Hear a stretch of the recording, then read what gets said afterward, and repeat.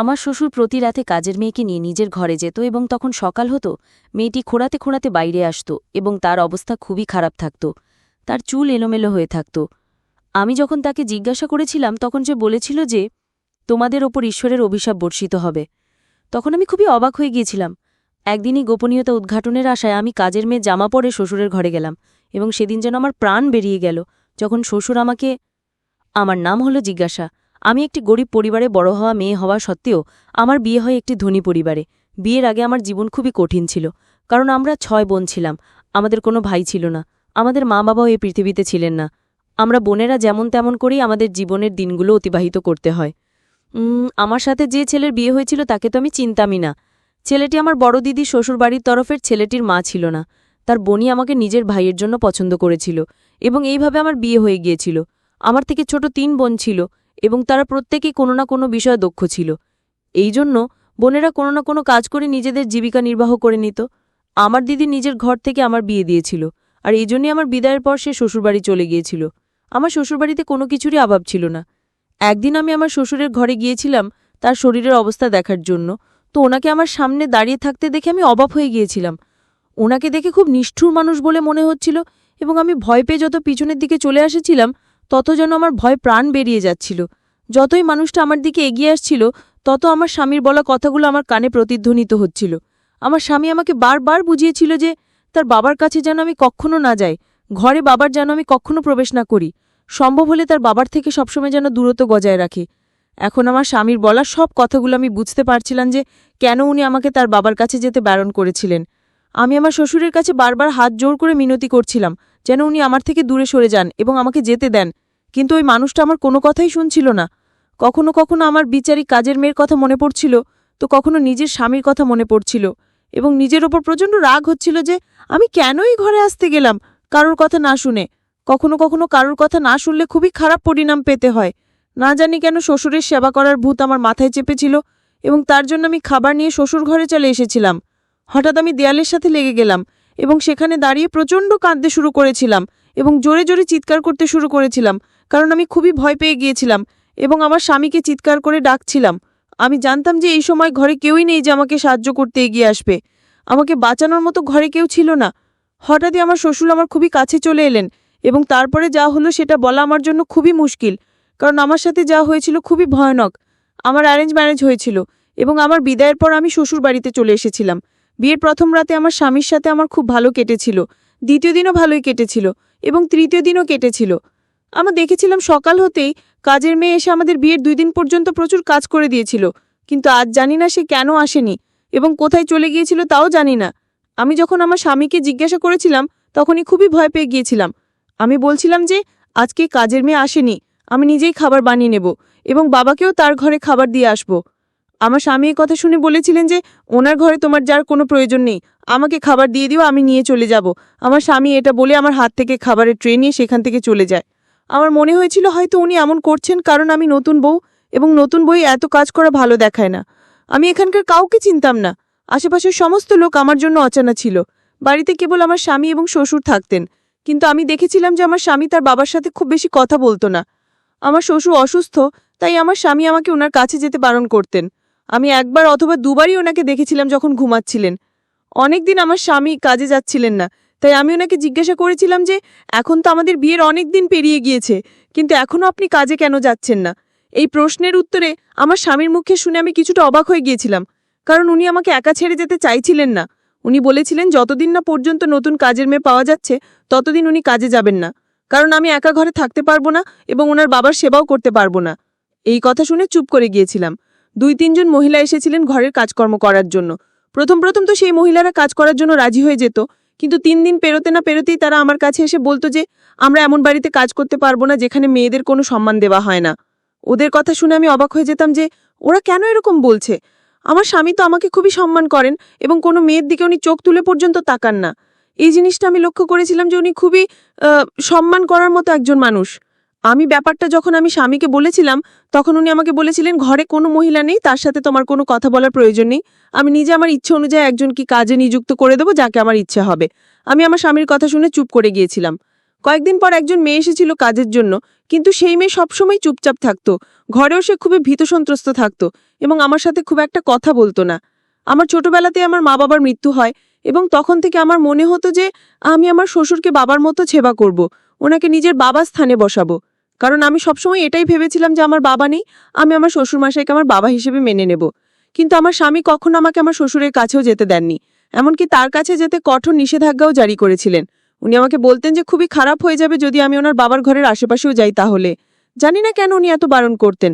একদিন আমি ঘরে বসেই ফোনে নিজের বোনের সাথে কথা বলছিলাম, আর কাছে কাজের মেয়েটি দাঁড়িয়েছিল। ফোন কাটার পর কথার ছলে আমি ওকে বলেছিলাম, আমি জানি না কেন আমার স্বামীর কি সমস্যা যে উনি নিজের বাবার সাথে আমাকে কথা পর্যন্ত বলতেন না। যখনই আমার মনে হতো যে আমি আমার শ্বশুরের সেবা করব, তখনই খুব রেগে যেতেন। আমি আবার পুরো জীবনে কখনো আমার বাবার সেবা করিনি, সেজন্য আমার মন খুব চায় যে আমি আমার শ্বশুরের সেবা করি। কাজের মেয়েটি আমার দিকে তাকিয়ে আমাকে বলল, যে মাকিন, আপনার স্বামী খুবই ভালো করেন যে আপনাকে ওনার বাবার কাছে যেতে দেন না, এবং আপনার জন্য এটা ভালো হবে যে আপনি আপনার শ্বশুরের থেকে দূরে থাকুন। আমি খুবই অবাক হয়ে কাজের মেয়ে দিকে তাকিয়ে থাকলাম এবং আমার খুবই অদ্ভুত লাগল যে সেও আমার শ্বশুরের নামে এই ধরনের কথা বলছে। তখন আমার খুব রাগ হলো, কিন্তু আমি চুপ করে গেলাম। একদিন সেই কাজের বাড়িতে কোনো কাজ থাকার জন্য তাড়াতাড়ি বাড়ি চলে গিয়েছিল এবং এই কারণে আমাকে খাবার আমার শ্বশুরের ঘরে নিয়ে যেতে হলো। আমি ওনার ঘরে চলে গেলাম এবং সাইড টেবিলে খাবারের ট্রে রেখে শ্বশুরকে ঘুম থেকে তোলার চেষ্টা করতে লাগলাম। কিছুক্ষণ পরে কোনো চোখ খুলে গেল। উনি আমাকে দেখতে লাগলেন। উনি আমাকে কিছু বলতে যেতেন, তার আগে হঠাৎ করে দরজা খুলে গেল এবং আমার স্বামী আমার শ্বশুরের ঘরে এলেন ও আমার হাত ধরে আমাকে সেই ঘরের বাইরে নিয়ে চলে গেল। আমি খুবই ভয় পেয়ে গিয়েছিলাম। ওনাকে বললাম যে কি হয়েছে আপনার, আপনি এভাবে আমাকে টেনে কেন বাইরে নিয়ে চলে এলেন? উনি যে আমাকে বললেন যে তোমাকে কতবার বারণ করেছিলাম যে আমার বাবার ঘরে যেও না, কিন্তু আমার বোঝানো কথাগুলো তুমি কিছুই বুঝবে না। আমার বলার সত্ত্বেও তুমি বাবার ঘরে চলে যাও। যদি কিছু হয়ে যেত তাহলে আমার থেকে খারাপ আর কেউ হতো না। আমি আমার স্বামীর কথা কিছুই বুঝতে পারছিলাম না যে উনি আসলে কি বলতে চাইছেন। জানি না উনি এরকম কেন করছিলেন, আর এতে এত রাগ করার মতো কি হয়েছে যে হাত ধরে টানতে টানতে উনি আমাকে ঘরের বাইরে নিয়ে চলে গেল আর আমাকে ঘরে নিয়ে দরজা বন্ধ করে দিলেন। আমি আমার স্বামীর ব্যবহার কিছুই বুঝতে পারছিলাম না। কি উনি ওনার বাবাকে এত অপছন্দ কেন করেন? ওনার বাবাকে তো আমার ভালো মানুষই বলে মনে হয়, কিন্তু ধীরে ধীরে বুঝতে পারলাম যে রহস্য তো কিছু একটা অবশ্যই আছে, যে কারণে আমার স্বামী তার বাবার কাছ থেকে আমাকে দূরে রাখেন। একদিন হঠাৎ আমার শরীর খুবই খারাপ হয়েছিল এবং যার কারণে আমি উঠতে পর্যন্ত পারছিলাম না। দুপুরবেলা যখন আমার চোখ খুলল তখন আমি বাইরে গেলাম আর দেখতে পেলাম যে আমার শ্বশুরের ঘর থেকে কাজের মেয়েটি বেরিয়ে আসছিল, কিন্তু সেই খুবই কষ্টে হেঁটে আসছিল। তার অবস্থা দেখে আমার খুব অদ্ভুত লেগেছিল। জানি না কেন কি হয়েছিল, এক চেহারা ঘামে ভিজে গিয়েছিল এবং এখন এলোমেলো ছিল। ওর অবস্থা এতই খারাপ ছিল যে ওকে দেখে আমি চিন্তিত হয়ে পড়েছিলাম। মেয়েটির কাছে গিয়ে জিজ্ঞেস করেছিলাম, কি হয়েছে? প্রথমে খুব ঘাবড়েছিল এবং এদিক ওদিক দেখতে লেগেছিল এবং তারপর বলল যে কিছুই হয়নি মালকিন, আমি শুধু সিঁড়ি উঠেছিলাম এবং তারপরে আমি পা পিছলে নিচে পড়ে গিয়েছিলাম। তো মেয়েটির অবস্থা দেখে আমার খুব অদ্ভুত লেগেছিল। আমি ওকে বললাম যে ঠিক আছে, তুমি ছুটি নিয়ে বাড়ি যাও এবং বাড়ি গিয়ে আরাম করো, বাকি সব কাজগুলো আমি নিজেই করে নিতে পারবো। কিন্তু সে আমার কথা মানেছিল না।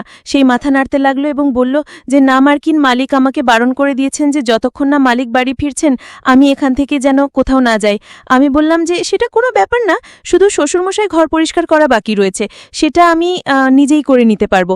এবং এই বলেই যে আমি ওনার ঘরের দিকে যেতে লাগলাম, তখনই হঠাৎ করে কাজের মেয়েটি ভয় পেয়ে আমার হাত ধরে নিল এবং আমাকে কিছুতেই ভিতরে যেতে দিচ্ছিল না। আমি বললাম, তোমার কি হয়েছে? আমাকে যেতে দাও, তোমার এখন অবস্থা কাজ করার মতো নেই, তুমি নিজের ঘরে গিয়ে বিশ্রাম করতে পারো। তখন সে বলল, না মার্কিন, আমি আপনাকে ঘরের ভেতরে যেতে পারবো না। সে আমাকে ভিতরে যেতে দিল না এবং আমাকে নিয়ে রান্নাঘরে চলে এলো এবং বলল যে আমি আপনার জন্য খাবার বানিয়ে দিচ্ছি, আপনি তো এখনো পর্যন্ত খাবার খাননি। আমি ওর অবস্থা দেখছিলাম যে খুবই ঘাবড়ে ছিল এবং ঠিক করে তো চলতে পারছিল না। আমি মেয়েটার কবজি দেখলাম যে সেখানে কিছু অদ্ভুত দাগ রয়েছে। এরপর মেয়েটিকে কিছু জিজ্ঞেস করিনি, কিন্তু রাতে যখন আমার স্বামী ঘরে ফেরে তখন আমি ওনাকে সব কথা খুলে বলি। সে বলে হয়তো কাজের মেয়েটির সাথে তার স্বামীর ঝগড়া হয়েছে এবং ঝগড়ার পরে সেইখানে এসেছে, তাতে তোমার কি যায় আসে? নিজের কাজের প্রতি খেয়াল রাখো, অন্যদের খোঁজখবর নেওয়া বন্ধ করো, তাহলে সে কাজ ছেড়ে চলে যাবে। আমার স্বামী আমাকে খুবই ভালোবাসতেন, কিন্তু যখনই ওনার সাথে এই ধরনের কোনো কথা বলতাম তখন উনি আমাকে ভালোবাসার কথা পুরোপুরি ভুলে যেতেন, উপরন্তু আমার ওপর রাগ করতেন। আমার স্বামী আমাকে বললেন যে অন্যদের খোঁজখবর নেওয়া বন্ধ করো এবং চুপ করে শুয়ে পড়ো। এটা বলে তিনি নিজে শুয়ে পড়লেন, কিন্তু আমার একদম ঘুম আসছিল না।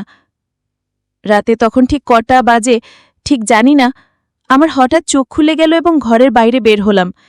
হঠাৎই আমার শ্বশুরের ঘর থেকে কারণ আওয়াজ শুনতে পেলাম। আমি এমন মনে হচ্ছিল যেন আমার শ্বশুর কাউকে অযথা করছিলেন। আমি যেন খুব চিন্তিত হয়ে পড়লাম যে এত রাতে আমাদের বাড়িতে তো কেউই থাকে না, তাহলে আমার শ্বশুর কিভাবে কার সাথে ঝগড়া করছেন আর কাকেই বা এত বকছেন। আমি তাড়াতাড়ি আমার স্বামীর কাছে গেলাম এবং তাকে জাগানোর চেষ্টা করলাম। আমি ওনাকে ঝাঁকানি দিয়ে জাগিয়ে তুললাম, তো উনি খুবই রেগে গিয়ে আমাকে বললেন যে কি হয়েছে তোমার, এত রাতে এভাবে চিন্তা করছো কেন? আমি ওনাকে বললাম যে জানি না বাবার কি হয়ে গেছে, উনি কারোর সাথে ঝগড়া করছেন, যেন আপনি দেখে আসুন যে ঘরে কি আছে। আমার স্বামী তখন খুব ভয় পেয়ে গেলেন এবং আমাকে বললেন, তুমি এখন শুয়ে পড়ো, নিশ্চয়ই তোমার কোনো ভুল ধারণা হয়েছে। আমার স্বামী কিছুতেই ঘরের বাইরে গেলেন না এবং আমাকে বারবার বলছিলেন যে তুমি শুয়ে পড়ো, কোনো ধরনের আওয়াজই আসছে না। কিন্তু আমি পরিষ্কার আমার শ্বশুরের গলার আওয়াজ শুনতে পাচ্ছিলাম। আমি খুবই চিন্তিত হয়ে পড়লাম এবং আমার স্বামীকে রাগের সঙ্গে বললাম, আপনার তো নিজের বাবার জন্য চিন্তা হয় না। আমি আপনাকে কতক্ষণ ধরে বলছি যে আপনার বাবা কারোর সাথে ঝগড়া করছেন, কিন্তু আপনার কানে আওয়াজই আসছে না। আমি নিজে দেখে এসেছি। এবার আমি যখনই যেতে চাইলাম তখনই উনি আমার হাত ধরে এমনভাবে ধাক্কা দিয়ে আমাকে বিছানায় বসিয়ে দিলেন। উনি ব্যথায় কাতর হয়ে পড়লাম। উনি আমাকে বললেন যে এখানে শান্তি সহকারে বসে যাও, তোমার কোথাও যাবার কোনো প্রয়োজন নেই। আমি নিজে গিয়ে দেখে আসছি। একটা কথা তোমাকে আমি যতবারই বোঝাই না কেন, কিছুতেই বুঝতে চাইছো না। বেরোনোর সময় ঘর থেকে তালা মেরে দিয়ে গেল এবং রেগে আমাকে বলল যে বাইরে আর বেরোনোর চেষ্টা করবে না। আমি চুপচাপ গিয়ে নিজের বিছানায় শুয়ে পড়লাম, কিন্তু আমার বারবার নিজের শ্বশুরের কথাই মাথায় আসছিল। আমি একদমই ঘুমাতে পারিনি, কারণ আমার মাথায় সারাক্ষণ চিন্তা ঘুরপাক খাচ্ছিল। পরের দিন আমার স্বামীর ওঠার আগে আমি ঘুম থেকে উঠে পড়েছিলাম এবং স্বামীর জন্য খাবার বানাতে চলে গেছিলাম। আমি রান্নাঘরে দাঁড়িয়েছিলাম এবং ওনার জন্য খাবার বানাচ্ছিলাম, কিন্তু ততক্ষণেও কাজের মেয়েটি আপনাদের বাড়িতে আসেনি। আমি অস্থির হয়ে পড়েছিলাম, কারণ আমার শ্বশুরের খাবারের সময় হয়ে গিয়েছিল আর আজ তো কাজের মেয়েটি খুবই দেরি করছে আসতে। আমার শ্বশুর কিন্তু খাবারের পরে ওষুধ খেতে হয়। তখন আমার স্বামী উঠে এলেন। তখন আমি ওনাকে এটা বলায় উনি বললেন যে ওষুধ দেওয়ার কোনো প্রয়োজন নেই, যখন কাজের মেয়েটি এসে যাবে নিজেই সে খাবার আর ওষুধ দিয়ে দেবে। আমি ওনাকে বললাম যে আপনার কি হয়েছে? আপনি নিজে তো না ওই ঘরে যাচ্ছেন আর না আমাকে যেতে দিচ্ছেন, এটা খুবই খারাপ করছেন আপনি। আমি স্বামীকে বোঝানোর চেষ্টা করছিলাম। উনি রেগে আমার দিকে তাকালেন এবং বললেন, ওনার জন্য চিন্তা করার কোনো প্রয়োজন নেই, উনি আমার বাবা, আর আমি যখন ওনার জন্য কোনো চিন্তা করি না, তোমাকে ওনার জন্য চিন্তা করতে হবে না। এরপর আমার স্বামী রেগে গিয়ে খাবার না খেয়ে অফিসের জন্য বেরিয়ে পড়লেন। তুমি অনেকবার ভেবেছিলাম যে নিজে গিয়ে শ্বশুরের জন্য ওষুধ খাবার দিয়ে আসব, কিন্তু তারপরে আমি চুপ করে গেলাম। কাজের মেয়েটি খুব দেরিতে বাড়ি এসেছিল, ওর শরীর খুবই খারাপ দেখাচ্ছিল। আমি ওকে বললাম যে তোমার যদি শরীর ঠিক না থাকে তাহলে তুমি আজকে ছুটি নিয়ে নিতে পারো, তোমার আসার কোনো প্রয়োজনই ছিল না। তখন সে বলল, না আমার কি, আমি চাই না যে আমার সাথে যা যা হয়েছে সেটা আপনার সাথেও হোক, আপনার শ্বশুর আপনার সাথে কিছু খারাপ কাজ করুক, অথবা আপনাকে ওনার ঘরে গিয়ে ওনার সেবা করতে হোক। আমি আশ্চর্য হয়ে কাজের মেয়েটির দিকে তাকিয়েছিলাম। জিজ্ঞেস করলাম, তুমি বলতে চাইছো কি হয়েছে তোমার সাথে, তোমার এই কথাটার নানিটা কি? কিন্তু সে আমাকে কিছুই বলতে রাজি হচ্ছিল না, শুধু এটাই বলল যে এই কথাটাকে এখানেই শেষ করে দিন মালকিন, নিজের খেয়াল রাখুন এবং এই বাড়িটাকে দেখে শুনে রাখুন। আমি তো ভাবতেও পারি না যে আপনি কিভাবে এই বাড়িতে থাকেন। আমার কোনো উপায় না থাকায় এবং আমার সন্তানের জন্য আমি এখানে কাজ করতে আসি, না হলে এখানে তো কোনো মহিলাই কাজ করতে চাইবে না। আমি জানি না আপনি এতদিন কিভাবে বেঁচে রয়েছেন। এরপরে মেয়েটি খাবারের ট্রে নিয়ে আমার শ্বশুরের ঘরের দিকে চলে যায়। এরপর আমি চুপচাপ নিজের কাজে ব্যস্ত হয়ে পড়ি এবং রান্নাঘরের সব কাজ শেষ করে হলঘরে এসে বসে যাই। এরপর আমি দেখি যে কাজের মেয়েটি আমার শ্বশুরের ঘর থেকে খোঁড়াতে খোঁড়াতে বেরিয়ে আসছে এবং এটা দেখে আমি খুবই আশ্চর্য হয়ে যাই। আজকের অবস্থা আরও খারাপ ছিল। আমি খুবই চিন্তিত হয়ে কাজের মেয়েটিকে দেখছিলাম। হঠাৎই পড়ে যেতে যেতে বাঁচল। আমি ওকে গিয়েও সামলে নিলাম। জিজ্ঞেস করলাম, তোমার কি হয়েছে? আমি ওর চোখ থেকে গড়িয়ে পড়া জলটা দেখছিলাম এবং এরকম মনে হচ্ছিল যেন ও খুবই কষ্টে নিজের জল আটকাচ্ছিল। এরপরেও খুবই ভয় পেয়ে আমাকে বলল যে মানে কি আমাকে নিজের ঘরে যেতে হবে, আমার মেয়ের শরীর ভালো নেই। এই কথা বলে সে চলে গেল। কিন্তু আমি জানতাম কিছু তো একটা ব্যাপার আছে, এমন কিছু একটা চলছে যার কারণে এভাবে চলে গেল। এরপর আমি ঘরে চলে এলাম, কিন্তু হঠাৎ করে আমি বাইরে থেকে অদ্ভুত কিছু আওয়াজ শুনতে পেলাম। আমি যখন ঘরের বাইরে বেরোলাম তখন দেখলাম যে আমার ঘরের বাইরে আগুন জ্বলছিল এবং যেন কোনো একটা জিনিস পুড়ে যাচ্ছিল। আমি তাড়াতাড়ি আগুনে জল ঢেলে দিলাম এবং আমি খুবই ভয় পেয়ে গিয়েছিলাম। অ্যালবামে আমি কোনো মহিলার ছবি দেখতে পেলাম। আমি তাড়াতাড়ি আমার স্বামীকে ফোন করলাম এবং কিছুক্ষণের মধ্যেই বাড়ি চলে এলেন এবং আমাকে দেখতে লাগলেন। আমার জন্য চিন্তা করতে করতে বললেন যে, তুমি ঠিক আছো তো? আমি বললাম যে আমি ঠিক আছি, কিন্তু দেখুন, জানি না কে এইভাবে ছবিগুলোতে আগুন লাগিয়ে দিয়েছে এবং সেগুলো এখানেই পড়েছিল। কাজের মেয়ে সম্বন্ধে জিজ্ঞেস করায় আমি ওনাকে বললাম যে মেয়েটি বাড়ি চলে গেছে। আমার কথা শুনে উনি রেগে বললেন যে, কাজের মেয়েটি এত তাড়াতাড়ি কেন বাড়ি চলে গেল? আমি ওকে বারবার বলেছিলাম যে যতক্ষণ না আমি বাড়ি ফিরে আসবো তুমি কোথাও যাবে না। আমি দেখছিলাম যে উনি খুবই ভয় পেয়ে আছেন এবং আমাকে বারবার জিজ্ঞেস করছিলেন যে আমি ঠিক আছি কিনা। আমি বারবার ওনাকে এটাই বলছিলাম যে আমি একদম ঠিক আছি, আমার জন্য ওনা চিন্তা করার কোনো দরকার নেই, আমি একদম ঠিক আছি। আমার জন্য উনি কেন এত চিন্তা করেন এটা জিজ্ঞেস করায় উনি বলেছিলেন, কিছু মানুষ ভরসাযোগ্য হয় না, আর তাদেরকে না আমরা দূরে সরাতে পারি না, আমরা তাদেরকে নিজের কাছে রাখতে পারি। এই কারণেই আমার তোমার জন্য চিন্তা লেগেই থাকে। যদি তোমাকে এখান থেকে দূরে কোথাও নিয়ে যেতে পারতাম তাহলে সবথেকে ভালো হতো। উনি সেদিন অসহায়ভাবে কথাগুলো বলেছিলেন। সেদিনের পর থেকে এই সবকিছু যেন স্বাভাবিক হয়ে গিয়েছিল। কোনোদিন আগুন লাগছে তো কোনোদিনও অন্য কিছু হতো। কাজের মেয়েরও এরকমই অবস্থা ছিল। সে শ্বশুর ঘর থেকে খুবই খোঁড়াতে খোঁড়াতে বেরিয়ে আসত। এরপর একদিন তো মাত্রাতিরিক্ত হয়ে গেল, যখন মেয়েটা বলল, মালকিন, ভগবান করুন আপনার শ্বশুর যেন মারা যান, তাহলে আমার জীবনে শান্তি আসবে। আমি তো খুবই অবাক হয়ে গিয়েছিলাম তার এই কথা শুনে। সে হয়তো আমার শ্বশুরের সেবা করে ক্লান্ত হয়ে গিয়েছিল এবং সেই কারণে এই কথাগুলো বলছিল আমার শ্বশুরের জন্যে। আমার স্বামী তাকে বাড়ি ফিরতে দিতেন না যতক্ষণ তিনি নিজে না বাড়ি ফিরতেন। মেয়েটিও সন্তানের জন্যই কাজটা করত, কারণ আমার স্বামী তাকে বেশি স্যালারি দিতেন আর আমাদের বাড়িতে সেরম কোনো কাজও করতে হতো না। তার একটাই কাজ ছিল যে তাকে আমার শ্বশুরের ঘরে থাকতে হতো এবং তার সেবা করতে হতো। আজ মেয়েটি আমাকে আগেই বলে চলে গেছিল যে সে কাল কাজ করতে আসবে না এবং আমি যেন নিজের বন্দোবস্ত করে নিই কালকের জন্য।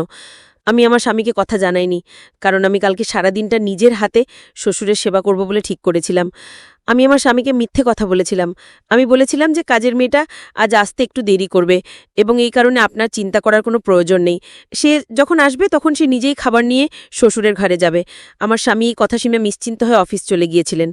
আমি শ্বশুরমশাইয়ের জন্য খাবার বের করলাম এবং ওনার ঘরের দিকে চলে গেলাম। ওনার ঘরের দরজা খুলে দেখলাম উনি জেগেছিলেন এবং বসেছিলেন। আমাকে উনি খুবই অদ্ভুত নজরে দেখতে শুরু করলেন। হঠাৎ ওনার মুখের ভাব বদলাতে শুরু করল এবং ওনার চেহারার এই ধরনের বদল দেখে আমি খুবই ভয় পেয়ে গেলাম। ধীরে ধীরে ওনার চোখ খোশ ও লাল হয়ে উঠেছিল। হঠাৎ ঘরের দরজা বন্ধ করে দিলেন। আমি ঘুরে দেখলাম যে আমি যে সাইড টেবিলে খাবার দেখতে গিয়েছিলাম, হঠাৎই ভয়ে আমার হাত থেকে খাবার পড়ে গেল।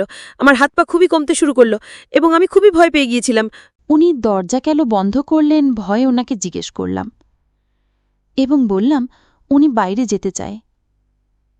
আজ আমার নিজের স্বামীর কথাগুলো খুব মনে পড়ছিল। উনি আমাকে বারবার করে বলেছিলেন যাতে ধুলেও আমি কোনোদিন আমার শ্বশুরমশাইয়ের ঘরে না ঢুকি বা ওনার আশেপাশে শোনা যায়।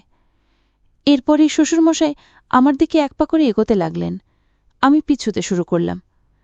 হঠাৎ আমি দরজার সাথে গেলাম এবং আমি খুবই অসহায় বোধ করছিলাম। আমি কি করব কিছুই বুঝতে পারছিলাম না। আমি কখনো দ্বন্দ্ব দরজা থেকে দেখছিলাম আর কখনো শ্বশুরমশাইয়ের দিকে তাকাচ্ছিলাম। পরের মুহূর্তে আমি চিৎকার করতে শুরু করলাম এবং চিৎকার করতে করতে আমার শ্বশুরমশাইকে বললাম যে আমাকে যেতে দিন, ছেড়ে দিন আমাকে। আজ কাজের মেয়েটির কথা খুব মনে পড়ছিল আমার। এরপরে এমন কিছু একটা ঘটল যেটার ব্যাপারে আমি কখনো কল্পনাও করতে পারিনি। আমি চিৎকার করছিলাম। হঠাৎই আমি অজ্ঞান করে পড়ে গেলাম। যখন আমার জ্ঞান ফিরল তখন আমি নিজেকে আমার ঘরের মধ্যে পেলাম এবং আমার পাশেই আমার স্বামী বসেছিলেন। ওনাকে দেখে আমার চোখ থেকে জল গড়িয়ে পড়ল। আমি কাঁদতে কাঁদতে আমার স্বামীকে জড়িয়ে ধরলাম আর খুবই কাঁদতে শুরু করলাম। উনি আমাকে দেখে বললেন যে তুমি ঠিক আছো তো? কি হয়েছে তোমার? এবার কান্না বন্ধ করো, তুমি আমার সাথে আছো, তোমার চিন্তা করার কোনো প্রয়োজন নেই। আমি মাথা নাড়িয়ে তাকে জানালাম যে আমি একদমই ঠিক নেই এবং কাঁদতে শুরু করলাম। ওনাকে বললাম যে আমাকে এখান থেকে দূরে কোথাও নিয়ে চলুন, আপনার বাবা তো খুবই খারাপ একজন মানুষ। এবং আমি খুব জোরে জোরে কাঁদতে শুরু করলাম। আমার স্বামী আমাকে বললেন যে আমি তোমাকে বারবার বারণ করেছিলাম ওনার ঘরে না যেতে আর আমার বাবার থেকে সবসময় সাবধানে থেকো, কিন্তু তুমি তো আমার কোনো কথাই শুনবে না। আমার কোনো কথা তুমি বোঝার চেষ্টাই করিনি। আমার এত কান্নার ফলে আমি কাঁদতে শুরু করেছিলাম। আমার চোখ প্রচণ্ড লাল হয়ে গিয়েছিল। এরপরে আমার স্বামী আমাকে বললেন তুমি আসল সত্যিটা জানতে চাও তাই না, যে আমার বাবা কেন এমন? তাহলে শোনো, ছোটবেলা থেকেই আমি আমার বাবাকে প্রচণ্ড ঘৃণা করতাম। কারণ আমি সবসময় দেখেছি যে আমার বাবা আমার মায়ের প্রতি প্রচণ্ড অত্যাচার করতেন। তুমি ভাবতেও পারবে না যে আমার বাবা একজন কত ভয়ানক মানুষ ছিলেন। আমার বোন কখনো বিয়ের পর এই বাড়িতে আসেনি, কেন জানো? কারণ সেও বাবাকে প্রচণ্ড ঘৃণা করে। আমি যে কত কষ্ট করে এই মানুষটাকে এই বাড়িতে সহ্য করি সেটা কেবল আমিই জানি। আমার মর্জি চললে আমি কবেই মানুষটাকে বাড়ি থেকে বের করে দিতাম, কিন্তু তারপরে আমি ভাবি, যতই হোক না কেন তিনি তো আমার বাবা হন, আমি ওনার সাথে এরকম কিভাবেই বা করতে পারি? এই কথা ভাবলে ওনার জন্য আমার চিন্তা হতে শুরু হয়। উনি আমার মায়ের সাথে যেটা করেছিলেন, আমি তো ওনার সাথে সেটা করতে পারি না। আমার মা ছাড়াও অন্যান্য মহিলাদের সাথে এটা করতেন। হঠাৎ স্বামীর চোখ থেকে জল গড়িয়ে পড়ছিল এবং আমি ওনাকে দেখছিলাম। ওনার এরকম অবস্থা দেখে আমার খুবই কষ্ট হচ্ছিল। আমার এরকম মনে হচ্ছিল যেন এরপরে সত্যি বলার অবস্থাতে উনি নেই। শ্বশুরমশাইয়ের এই ধরনের সত্যি জানতে পেরে আমি তো বিস্মিত হয়ে গিয়েছিলাম। স্বামীকে বললাম যে আমাকে সব সত্যিটা খুলে বলো। প্রথমে তো উনি চুপ হয়ে গিয়েছিলেন, আমাকে বলতে চাইছিলেন না। তারপরে বললেন,